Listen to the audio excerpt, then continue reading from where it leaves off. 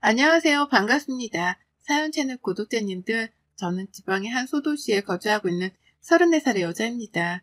이 사연을 듣고 계신 기혼자들 분 중에 시어머니랑 잘 지내고 있는 분들이 계신가요? 저는 결혼하고 난 후부터 이게 그렇게 궁금해지곤 했어요. 다른 집들은 정말 모녀 사이처럼 시어머니랑 알콩달콩하게 잘 지내나 하고 말이죠. 전 그렇지 못하고 있거든요. 저의 경우는 결혼하고 모든 환경이 바뀌었습니다.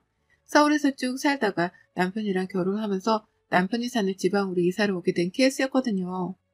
당연히 주변에 친구들도 없고 어디서 일을 해야 할지 직장 하나 구하는 것도 까마득했답니다. 믿고 의지할 때라고는 내 남편 하나가 전부였지만 고향에서 아주버님이랑 같이 사업을 시작한다고 늘 바빴던 이유로 같이 있는 시간이 적었어요. 그 바람에 전 신혼초부터 좋아야 할 신혼을 제대로 즐기지도 못한 채 많이 외로웠답니다. 남편은 일하고 들어온다며 힘들어했고 저는 혼자서 시어머니를 감당하며 지내느라 마음이 힘들었던 거죠. 이제 와서 생각해보면 차라리 혼자서 지내는 그 시간을 자유시간이라고 생각을 한 채 즐겼었다면 어땠을까 싶은 후회가 듭니다. 차라리 혼자 있었더라면 어디 가까운 시장이나 번화가라도 나가서 커피 한 잔이라도 하며 동네 구경을 하지 않았을까 싶더군요. 하지만 전 그러지 못했어요. 가뜩이나 타지에서 남편도 없이 모든 게 낯설고 방황스럽던 와중 하필 시어머니가 제 옆에 꼭 달라붙어 계셨거든요. 친하지도 않고 그렇다고 친하게 지내겠다는 태도를 보이지도 않던 시어머니가 제 옆에 꼭 붙어서는 떨어지려 하질 않으셨습니다. 그게 벌써 2년이 다 되어가네요. 저희 어머님은 며느리하고 얼렁뚱땅 시간을 보내기에 최적의 조건을 가진 분이셨답니다. 시아버지랑 사이가 좋지 못해서 부부랑 함께 보내는 시간이 극도로 적으셨고 그 바람에 노년의 모든 관심이 자신의 자식들에게 쏠려있는 분이셨어요. 그러는 와중에 저희 남편도 그렇고 아주버님도 그렇고 고향에서 사업을 하겠다며 근처에 모여 살기 시작하고 나서는 더욱 자식을 향한 애착 같은 것이 심해지셨죠. 제가 볼 땐 딱 그랬답니다. 다 큰 자식들이 결혼하고 가정을 이루고 사는데도 여전히 품 안에서 놓지 못한 채 먹이고 입히고 재워야 하는 갓난아기 취급을 하셨어요. 다만 그 갓난아기 취급을 당신의 자식들에게 하는 것이 아니라 죄 없는 며느리들의 못살게 구는 걸로 가르치려 들었죠. 밥은 잘 챙겨 먹였는지도 며느리한테 물어보며 무슨 반찬을 해놓았는지 몇 시에 밥을 먹으라고 불렀는지까지도 세세하게 체크를 하는 게 저희 어머님이셨답니다. 그리고 이 짓은 제가 결혼해서 이 집안의 며느리가 되기 전까지 저희 큰형님께서 혼자 당해내고 계셨다고 하고요. 시집으로 오자마자 웬만하면 시댁에는 자주 오지도 말고 일이라도 시작을 해서 바쁜 척이라도 하라고 충고를 날려준 형님의 말이 처음에는 많이 의아했거든요. 그런데 조금 더 시어머니를 겪어보고 살다 보니 정말 뼈저리게 알겠더라고요. 왜 형님이 내게 시댁을 피할 수 있을 만큼 피하라고 충고를 날려주셨었는지에 대해서 말입니다. 하지만 때는 이미 늦었어요. 저는 타지에 와서 도무지 무슨 일을 시작해야 할지 몰라 직장 자체를 구하지 못하는 중이었고요. 그러는 와중에 신혼이기도 하고 또 남편은 바쁘다 보니 혼자 집에 붙들려 있다가 어머님의 부름을 받는 일이 잦아졌답니다. 갈수록 잦아지다 거의 이제는 매일같이 시어머니의 부름을 받고 시어머니의 가게로 향했어요. 저희 어머님이 동네에서 작은 기사식당 하나를 운영하고 계시거든요. 거기 일을 거들라면서 저를 부르기 시작하셨던 겁니다. 신혼초부터 시작했으니 이 집도 벌써 2년째 하는 중이네요. 처음엔 코로나 때문이기도 하고 그래서 식당을 나가 일을 한다는 게 많이 껄끄러웠어요. 제가 하고 싶은 일이 아니기도 했고 말이죠.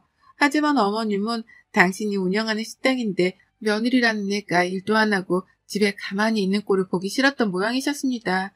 한두 번씩 집에서 남편 밥은 잘 차려주고 있는지 서울에서 요리 공부는 미리 좀 하고 왔는지 등등 음식에 관련된 질문을 꽤나 많이 던져대셨거든요.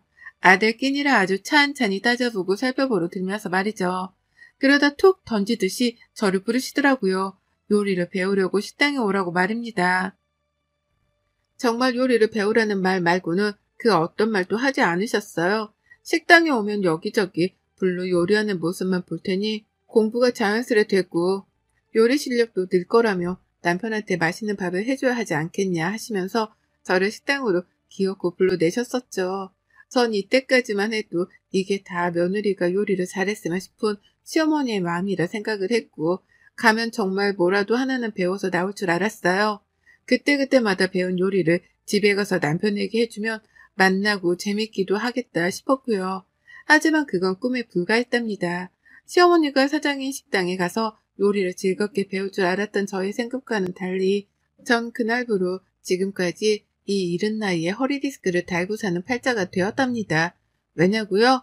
허구한 날 허리를 숙이고는 바닥에서 식당 설거지를 하는 걸로도 모자라 식당에서 매일같이 나가는 반찬이던 김치랑 콩나물 무침 그리고 어묵볶음을 소스에 버무리는 잡일을 도맡았거든요. 그 바람에 목욕탕에서 때를 밀 때나 볼 법한 조그마한 플라스틱 의자 위에 앉아서는 남편이 퇴근하는 시간 직전까지 쭈그려 허리를 숙인 채 반찬만 담그고 설거지를 했네요. 믿기 힘들었습니다.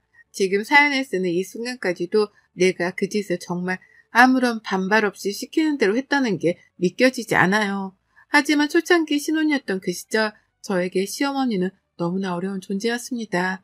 오라고 하니 가야 할 것 같았고 가뜩이나 인상도 안 좋으신 분이 표정을 더 굳히면서 요리를 배우러 오라 하셔서 네라는 대답이 절로 나왔었죠. 그렇게 가서 하루 종일 남의 식당에서 잡일을 하며 버텼고 배운 요리라고는 시어머니가 이미 만들어 놓은 양념에 절이기만 하는 배추랑 섞어대는 것, 참기름이랑 소금에 콩나물 비비기, 그리고 또 어머님이 만들어 놓은 양념에다가 버무리는 어묵이 전부였답니다. 제가 자발적으로 할 줄 아는 요리 하나도 배운 게 없는데 뭘 할 줄 알겠나요? 그냥 집에서 유튜브 틀어놓고 백종원 선생님 영상 보는 게 훨 빠르게 요리를 배우는 방법이었네요. 같은 식당 안에서 시간을 보내는 동안 저는 몸만 힘들었던 게 아니었습니다. 이게 문제였다면 제가 사연을 적어보내지도 않았을 거예요. 더 큰 문제는 바로 시어머니로부터 당하는 가스라이팅이었죠. 그 자존심과 자존감을 깎아내리는 말 한마디들 때문에 저는 마음이 너덜너덜해져가는 중이었답니다.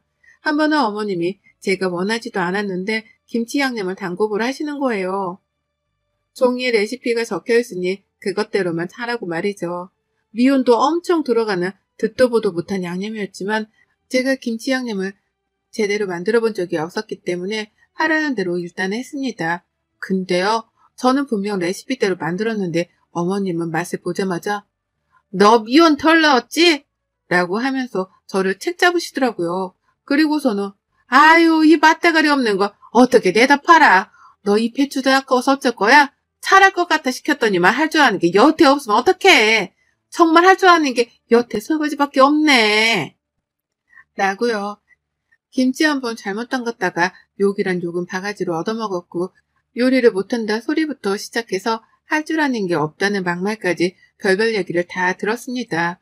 허무맹랑했어요. 고생은 바가지로 해놓고 욕도 바가지로 얻어먹은 내 처지가 한탄스러워서요. 하지만 그게 전부도 아니었습니다. 그래서 문제였죠. 전 정말 아무것도 하기 싫고 그래서 아무 욕도 먹기 싫은데 자꾸만 요리를 배우라고 불러내서 하나씩 툭툭 요리를 하라고 시키기 시작하더라고요.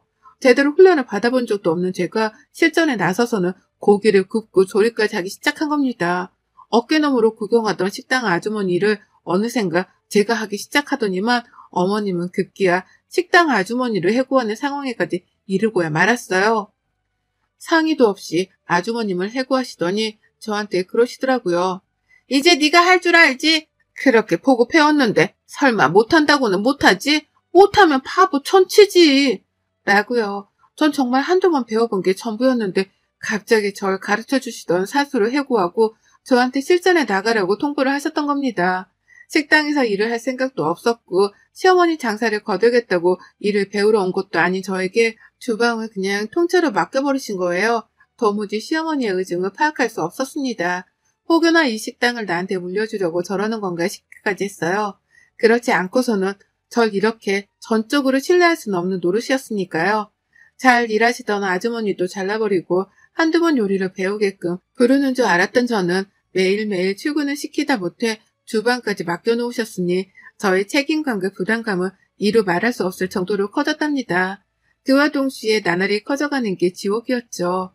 또 식당에 가서 시어머니께 욕 얻어먹을 일을 생각하면 말이에요. 뭘 해놓을 때마다 손님들이 듣지 않는 선에서 제 바로 옆까지 쫓아와서는 일을 똑바로 못한다며 별별 욕을 다 하셨답니다. 그렇게 해놓고도 여태 이 요리를 제대로 못한다며 손님이 없을 때에는 삿대질까지 하며 흉을 보셨어요. 큰형님께 말이죠. 남한테 제육을 망설이지도 않고 잘도 뱉어내셨답니다. 그게 커지고 커져서는 저희 남편한테도 흉을 보더라고요. 어디서 저런 말귀도 못 알아듣는 애를 데리고 왔냐고 말이죠. 전 남편이랑 사랑해서 결혼한 건데 어머님의 말투를 보아하니 어머님은 며느리가 아니라 꼭 자기 식당에서 일을 해줄 참신한 주방 아줌마를 찾으신 것만 같아 혼란스러웠답니다. 결국 남편 앞에서 눈물바람도 보이고 퉁퉁 불어터진 손가락을 보여주기도 하면서 상황의 심각성을 일러다 바쳤네요. 이런 식이라면 나도 그냥 이혼도장 찍고 서울로 돌아갈 거라며 아예 집을 나갈 작정을 하고 있는 모습을 보였습니다. 남편 앞에서 친정 엄마한테 전화를 걸어 힘들어 죽겠다고 울고불고 난리를 치기도 했네요. 그러자 남편도 자기 엄마가 저한테 못할 짓을 하고 있다는 걸 눈치챈 건지 어쩔 줄 몰라 했고 남편의 중재하에 저는 겨우겨우 일주일에 3일 정도라도 시어머니 가게에 가지 않아도 되었어요. 어떻게든 집에서 바쁜 척을 했고 할 일이 없어도 있는 척을 해가면서 시어머니께는 핑계를 만들었습니다. 그러면 어머님은 더 보채지를 못하셨어요. 남편이 그만 식당으로 불러내라고 쐐기를 박듯 시어머니께 대들었거든요. 그러니 어머님도 아들 눈치가 보여서 전처럼 매일같이 절 불러내지 못하셨답니다. 하지만 결국 어머님은 또 저를 불러내셨고요. 그간 아들한테 눈치를 본 게 서럽게라도 하신 건지 그날은 하루 종일 절 혼내키셨어요. 아침에 얼굴을 보자마자 왜 이렇게 늦게 왔냐면서 10분이나 일찍 도착한 제게 약속 시간 같은 건 기본이잖아! 라고 소리를 치셨고요. 부엌에 들어가 보니 저 대신 새로 일을 하기로 하신 건지 다른 아주머님이 와 계셨는데 쟤는 일을 배우긴 배웠는데 할 줄 아는 게 여태 없으니까 아주머니가 느낌 가는 대로 만들어봐요. 라고 하면서 대놓고 면박까지 주셨어요. 이래봬도 어머니 며느리인데 생판 남 앞에서 제 욕을 참 거칠게도 하셨답니다. 여태 배운 거라곤 설거지밖에 없는 무능한 애라느니 몸으로 때우는 것만 잘하고 머리 쓰는 건 할 줄 아는 게 없다느니 정말 믿기 힘들 만한 막말을 연속해서 퍼부으셨죠. 그러다 제가 만들어낸 제육볶음을 갑자기 중간에서 가로채시더니만 그러시더라고요. 아줌마가 제육 하나 더 만들어서 내놔요. 이건 내가 시식 좀 해봐야겠다. 라고요. 그리고서는 주방 한켠에서 배가 고프기라도 한 건지 밥 한 그릇을 꺼내서는 막 퍼먹는 거예요. 제가 만든 제육이랑 식당 안에 있는 반찬들을 한데 섞어 말이죠. 흡사 개밥을 드시는 꼴과 유사했는데 다 먹고 난 후 어머님이 꺼낸 말은 정말이지 상상 이상으로 충격이었습니다.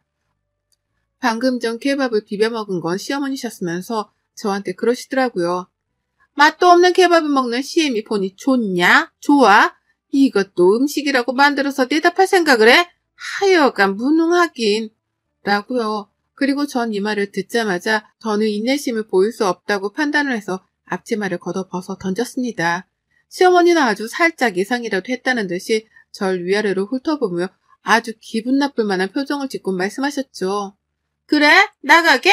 능력도 없고 끈기도 없고 노력도 안 하고 민수가 어떻게 똑같은 걸 며느리라고 데려와서 지금 집에 있는 네 형님도 잘한 건 없었다만 너처럼 개차반은 아니었다. 가! 아주 가버려! 라고요. 반항을 하는 애의 군기를 꽉 잡기라도 하겠다는 듯이 더욱 날이 서고 비아냥거리는 표정으로 저에게 나가려고 점점 소리까지 치시더라고요. 제 눈에서는 울컥한 나머지 눈물이 왈칵 쏟아지려 하는 중이었는데 시어머니는 그런 표정 따위는 안 먹힌다는 자세로 나가라니까 내 말 안 들리니? 라며 끝까지 날 선 태도만 보이셨습니다. 그리고 전 그때 더욱 절실하게 깨우쳤어요. 어머님은 정말 나를 며느리로 봐주신 게 아니라 그저 식당에서 일을 해줄 직원으로만 봐주신 거라고 말이죠. 그간 저 제대로 된 월급도 못 받고 일했거든요. 요리를 배운다는 명목하에 불려온 거라서 제대로 된 월급 얘기조차 나눠본 적이 없었습니다. 고용계약서 따위는 당연히 본 적도 없었고요. 저번에 주방 아주머니를 그냥 해고하신 것도 이제 보니 직원한테 나가는 불필요한 월급을 줄이기 위한 어머님의 술수였더라고요. 코로나 때문에 장사가 전처럼 잘 되지 못하는데 꽁으로 일해줄 며느리가 생겼으니 주방 아줌마는 필요 없다고 판단을 하고 잘라버리셨던 겁니다. 그리고는 저를 직원 대신으로 써먹으려 하다가 제가 너무 힘들어하고 아들까지 나서서 그러지 말라 화를 내니 심술이 났던 거죠. 아무리 앞뒤 상황을 재보고 따져봐도 정말 어머님이 이렇게 생각을 하셨다는 확신 말고는 들지 않았어요. 그걸 알고 나니 저도 너무 속이 상했죠.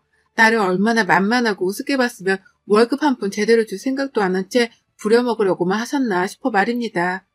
어떻게 내 남편한테서 이런 독한 시어머니가 있을 수 있는지 싶어 말문도 막혔었네요. 나에게 이번 생에 좋은 시어머니란 없나 보다 하는 마음에 이미 결혼을 한번 실패한 게 아닌가 싶은 암울한 생각도 들었고요. 그리고 전 차라리 이혼을 해서라도 21세기의 종로로서 당하는 이 상황의 판을 당장 뒤집어 놔야겠다 싶었습니다. 그래서 손님이 딱 두 분 계시던 테이블 쪽으로 나가 울먹이며 소리쳤어요. 제가 무슨 노예도 아니고 월급 한 푼 안 주시고 이러는 게 어딨어요. 제가 경찰에 신고해야 속이라도 시원하시겠어요? 저희 엄마가 이 꼴 보며 피눈물 흘리세요. 라고요. 딱 두 분 있던 손님들은 무일푼으로 개고생한 걸로 추정되는 저를 보고서는 눈이 휘둥그레져서 밥도 먹다만 채 쳐다보셨고요. 힘들어 죽겠다고 더 대성통곡을 하며 울부짖다 보니 손님은 어느새 둘이 아니라 6으로 늘어나 있더라고요. 시어머니는 그제서야 당황하신 건지 큰 소리는 숨기신 채 야, 너 주방으로 들어와 얼른!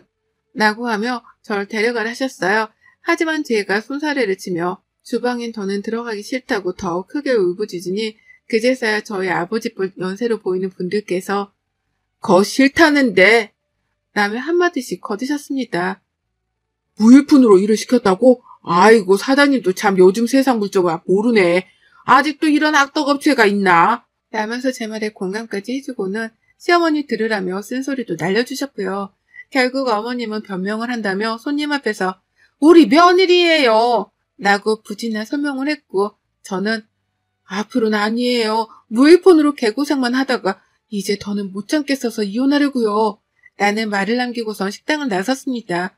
뒤에서 어머님이 애타게 부르는 목소리가 저 멀리까지 들려왔지만 뒤도 안 돌아보고 그 길로 집에 돌아왔습니다. 장사 때문에 식당을 참아 나서지도 못한 시어머니께서는 그렇게 한참 저를 부르다가 안 되겠다 싶었던지 도로 식당으로 들어가신 것 같고요. 그리고 전 그날 인생 처음으로 리뷰라는 걸 적어봤어요. 살면서 배달 음식을 시킬 때에도 리뷰 쓰는 게 귀찮아서 이벤트 같은 건 한 번도 해본 적이 없던 저였거든요. 리뷰 쓰는 조건으로 뭐 하나 공짜로 주겠다는 옵션도 관심 없어 하던 게 저였습니다. 근데요, 시어머니 가게만큼은 안 되겠더라고요. 비록 손님이 어쩌다 6명까지 모이긴 했지만 그 6명의 손님도 더 이상 시어머니 식당에 가지 말길 바랬습니다. 이런 악덕 사장이 운영을 하는 식당 안에는 그 어떤 손님들도 오지 않고 파리만 날아다니길 바랬던 거죠. 그래서 정말 장문으로 리뷰를 남겼습니다. 어떻게 남겼는지 아세요? 시어머니가 고꾸라지실 정도로 아주 빡세게 리뷰를 남겼네요. 그간 식당 안에서 내 처지가 우습다며 남편에게 보내려고 찍은 사진 여럿이 있었거든요. 쭈그려 앉아서 김치 담그고 요리하는 모습들을 말이죠. 거기에다가 자세히 보니 미혼이라고 써있는 봉다리가 큼지막하게 찍힌 사진도 있더라고요. 그뿐이게요. 주방꼴이 아주 더럽다 못해 개판인 사진도 있었고 평소처럼 시어머니가 아무거나 집어먹으면서 저한테 잔소리를 퍼붓고 난 후 설거지나 하라면서 승질을 잔뜩 부리고 나가는 모습까지도 사진에 찍혀 있었습니다. 자세히 보니 남편한테 보여주겠다고 찍은 동영상이어서 제가 더 까무라치게 놀랐죠. 이런 걸 찍어놓은 생각을 다 했다며 저 스스로를 얼마나 기특게 했었는지요. 그걸 캡처해서는 리뷰에다가 사진까지 첨부를 해서 장문으로 글을 남겼습니다. 이걸로 분이 안 풀려서 지역 맘 카페에다가도 글을 올렸어요. 악덕 사장이 시모인데 이걸 어쩌냐면서 식당 더러운 것부터 시작해 사장이 인성이 글러먹었다는 말까지 아주 속이 쌓인 것들 분풀이를 하듯 쏟아냈어요. 그러자 정말 1시간도 되질 않아 시어머니한테서 전화가 걸려왔습니다. 지역 주민 반응 이런 거에 상당히 민감한 분이셨거든요. 배달하는 거 주문받을 때에도 리뷰 신경 쓰라고 잔소리를 퍼붓던 어머님이셨죠. 그래서일까요? 어디서 누구한테 들었는지 모르겠지만 저한테 너 리뷰 이거 뭐니? 라면서 파르르 떨리는 목소리로 전화를 하셨습니다. 그리고 전 솔직하게 말씀드렸죠. 왜요? 제가 틀린 말 적어놨어요? 사실인데 뭘 놀라고 그러세요? 라고요. 놀람이 진정되지 않은 건지 시어머니는 너 이거 당장 치워. 내가 지금 집에 가리. 당장 치워라. 너 이런 게 얼마나 타격이 심한 줄 알아? 라면서 걱정이 되지도 않는 당신의 가게 사정을 제게 털어놓더라고요. 장사가 안 되면 어쩌려고 그러냐면서 얼른 글 지우라고 파르르 떨리는 목소리로 점차 격앙이 되어서 말씀을 하시는데 아유, 다 개소리 같았습니다. 그래서 저는 신이 나서 방방 뛰며 더욱 큰 소리로 어머님께 질러버렸죠. 사실대로 적은 걸 뭔데 지우라 말아 하세요. 그럼 평소에 좀 잘 대해주지 그러셨어요? 라고 말이죠. 그리고는 핸드폰 전원도 꺼버렸고 시어머니로부터 완전히 잠수를 타버렸답니다.